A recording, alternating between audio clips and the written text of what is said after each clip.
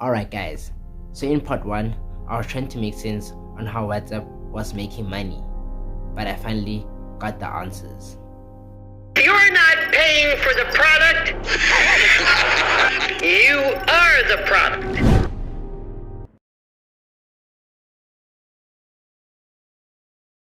Facebook has bought the mobile messaging service WhatsApp for $19 billion in cash and stock. $19 billion? Come on, is it really worth it? The question on everyone's mind was, why would Facebook buy it for $19 billion? I mean, they bought IG for $1 billion.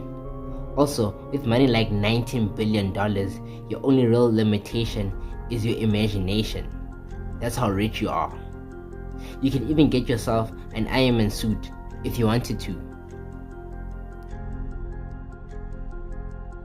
I mean, after all, Facebook's business model is collecting your data and showing you endless ads. To prove this, look at the leaked messages between Zuckerberg and his friend. So Zuckerberg is basically saying is if his friend needs info, he must just ask. The friend even asked how will he manage that. Zuckerberg just said people freewillingly submitted their info and that we just trust him.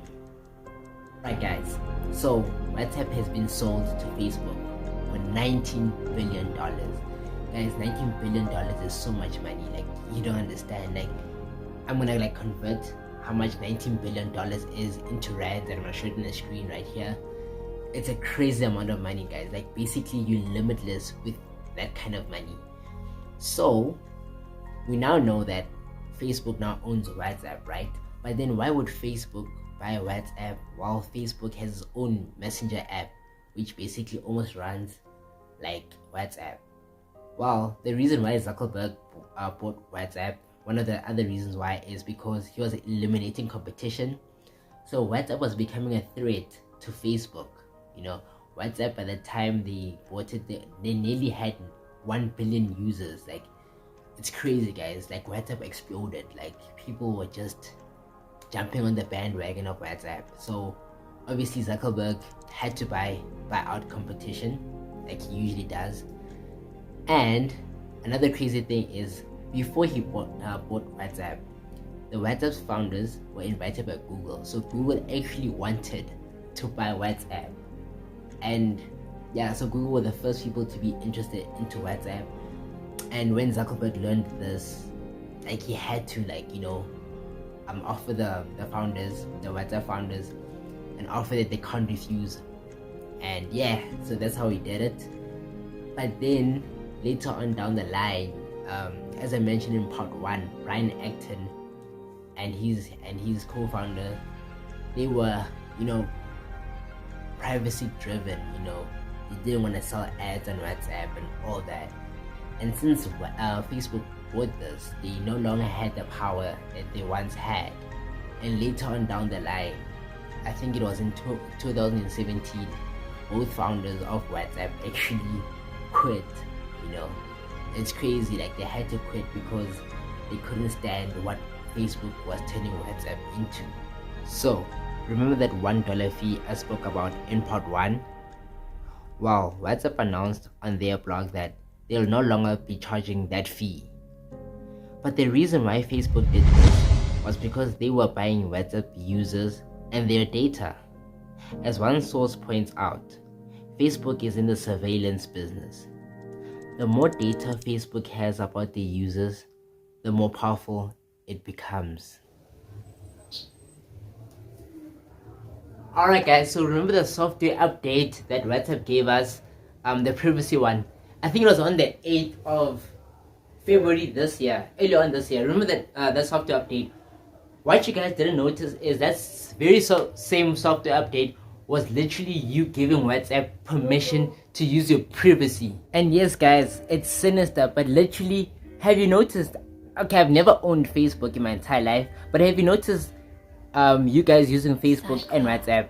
Have you noticed that when you go to Facebook, right, the ads are literally tailored for you? Because now WhatsApp is now directly selling your data to Facebook directly, but obviously they won't say this because obviously people will be rioting and stuff like that. But there have been concerns because the reason why WhatsApp had to like notify us of this was because of the new iOS update, where iPhones, the iOS system ecosystem, it now notifies you if an app is using a third party or whatever like that, stuff like that, right? So that's why like WhatsApp was forced to now make you guys sign, or not sign, but agree to these new terms and conditions. Another problem is we don't have so many alternatives. So basically, if you want to switch to another messaging app, it means that you need to take your social circle and also convince them to use another social messaging app. And like this, there's so much admin, and people are not willingly gonna do that. So basically, there's no choice but to stick to WhatsApp. And WhatsApp, you know, like right now, it's what Facebook is doing to WhatsApp, and what are they doing with our information. It's honestly, guys, it's really sinister, but they leave us with little to no alternatives. And lastly, guys, remember Brian Acton, the co-owner of WhatsApp? He literally quit his job, so as his co-partner, they literally quit their jobs at WhatsApp because of this privacy story and saga and stuff like that. So Brian Acton literally took $50 million of his own money to start a new messaging app, which is called Signal. And I'm sure most of you guys have heard of Signal. You know, especially when WhatsApp is down, Signal will be trending a lot. Signal is actually what WhatsApp was supposed to be. They don't sell your data. Messages are really encrypted. Yes, WhatsApp says that they encrypt the messages, but the encryption is really weak, and it's like literally so easy to decode those encryptions if hackers actually wanted to. But obviously WhatsApp is not reading your messages. Now there's no proof of WhatsApp physically like reading your messages, but you guys have probably heard of WhatsApp Business. That's basically guys, that's for like selling your data. Like whatever you have on your WhatsApp Business, it's gonna like be sold, especially to Facebook, so that they know what kind of brands you associate yourselves with. So if you're more of like a Nike person, you're gonna sell a lot of Nike brands on your Facebook account, and on your Facebook account, the ads there. So yeah, guys, this whole ecosystem of Facebook, it's really not good for our privacy. But unfortunately, we do agree to these terms and conditions. It's not like they don't give us an option. They always give us options. It's just that we don't have so many alternatives. That's the unfortunate part. And just like that, guys, I'm wrapping up the video right here. I hope you guys enjoyed today's upload.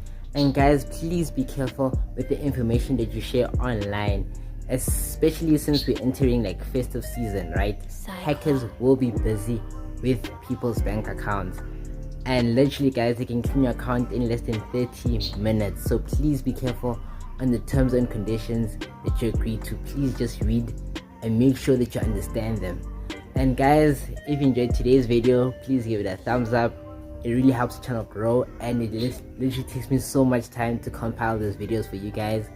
And yeah, if you happen to be new here, guys, wow, why don't you click subscribe, turn on that notification bell, because I do drop a new video literally every single Sunday, and you don't want to miss it.